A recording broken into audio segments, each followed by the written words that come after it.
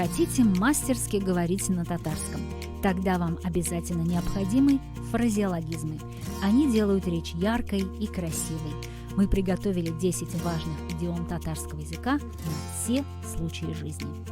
Йөрәгем ятмый.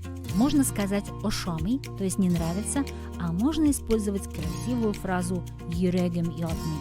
Дословно это переводится как «не лежит сердце» или «душа не лежит». Акыл сату. Дословно эта идиома переводится как «продавать ум». Но эта фраза не об утечке мозгов. Эта фраза означает «читать мораль», «умничать». Трайтиби. Достаточно популярная татарская идиома. Она означает «бездельничать», «бить баклуши».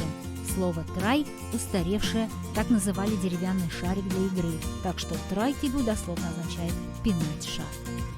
Сүз бутқасы. Бутқа – это каша, сүз – слово. Таким образом получаем фразу «каша из слов». Так говорят про бессмысленный набор слов и про пустую болтовню. Тем табл.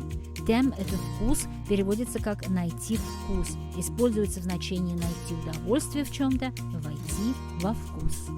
Always турсайтум. Еще одна полезная фраза при общении с друзьями. Надуть рот, то есть сердиться, обижаться, делать недовольное лицо. На русском мы говорим «надуть губы». Жеханнам каринда. Как красиво сказать «очень далеко». У татар есть свой аналог фразы «за 3-9 земель». Жеханнам каринда, то есть «на краю ада». Башуату. Один из тех случаев, когда фразы на татарском и русском идентичны и по форме, и по значению. Итак, башуату – это ломать голову. Буре булап уласанда. Эту идиому можно перевести как «хоть волком вой». Можно использовать фразу «чтобы не сделать». Тут копшиганна.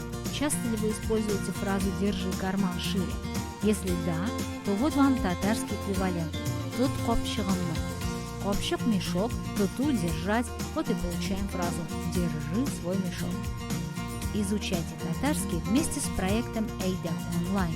С нами весело и полезно.